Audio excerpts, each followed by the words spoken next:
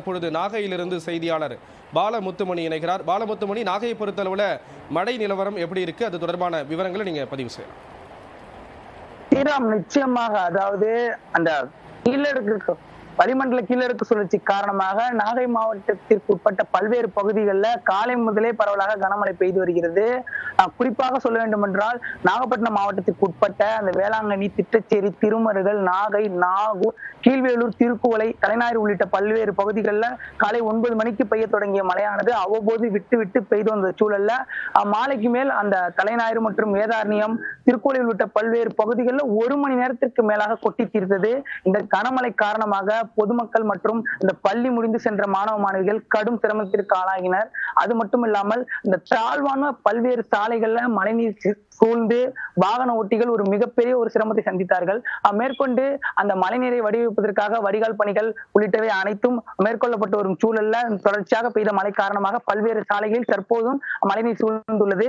மேற்கொண்டு 2 நாட்களுக்கு கனமழை எச்சரிக்கை விடுக்கப்பட்டுள்ளது காரணமாக அந்த பொதுமக்கள் மற்றும் மாணவர்களின் அந்த இயல்பு வாழ்க்கை வெகுவாக பாதிக்கும் என்றே எதிர்பார்க்கப்படுகிறது.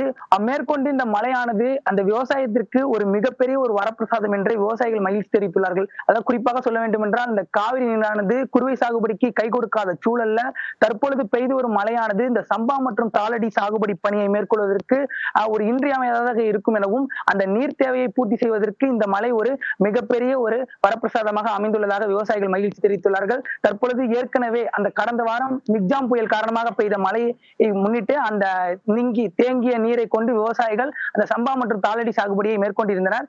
மேற்கொண்டு அந்த பயிர்கள் தற்பொழுது அடுத்த கட்டமாக 2வது கட்ட உரமிடுவதற்கு தற்பொழுது பெய்துள்ள மழை மிகவும் உகந்ததாக இருக்கும் எனவும் எதிர்பார்க்கப்படுகிறது.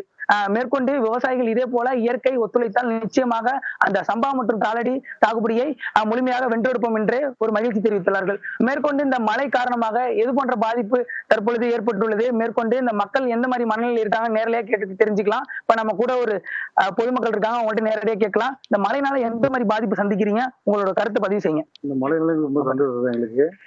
லாஸ்ட் டைம் பாத்தீங்கன்னா காவேரியில தண்ணி வரல, மேட்டூர் டேம் தாத்தினதுக்கு காவேரியில தண்ணி வரல.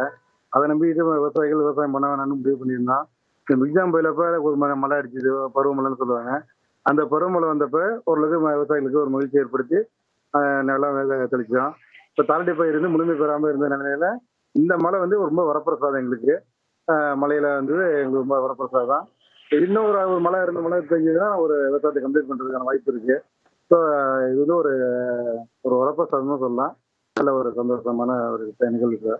மற்றபடி காவேரி தண்ணி வந்தாலும் சரி வராதுனால இந்த மழைங்கிறது எங்களுக்கு ஒரு வரப்பிரசாதமா அமைஞ்சு போச்சு. இதனால இந்த சம்பவம் சரி தாளடியும் சரி எங்களுக்கு ஒரு நல்ல ஒரு வாய்ப்பு ஏற்படுத்தும். குருவையும் ஒரு காவேரி தண்ணி இல்லாமல் கிடைக்காம போயிட்டு நெல்லும் சரியா போட முடியல. இப்ப இந்த மழை பெஞ்சதுனால சம்பா தாக்குப்பிடிக்கிறது எங்களுக்கு ஒரு நல்ல ஒரு வரப்பிரசாதம் தான் சார். இந்த மழை ஓகே தான் சார். நிச்சயமாக, அதாவது இந்த மழை என்பது ஒரு மிகப்பெரிய வரப்பிரசாதம் என்று இந்த பொதுமக்கள் ஒரு கூறியதை நம்மால் கேட்க முடிந்தது. மேற்கொண்டு இந்த மழை காரணமாக இது போன்ற பாதிப்புகள் மற்றும் மழை தொடர்பான கள தகவல்களை அடுத்த செய்தியில் பார்க்கலாம். மேற்கொண்டு தற்பொழுது அந்த பகுதியில் நான் இருக்கக்கூடிய பகுதியில் தற்பொழுது லேசாக சாரல் மழை பெய்து வருகிறது. ஸ்ரீராம், நாகை பகுதியில் இருக்கக்கூடிய மழை நிலவரங்கள் தொடர்பான விவரங்களை விரிவாக கொடுத்தீங்க. நன்றி பாலமுத்துமணி.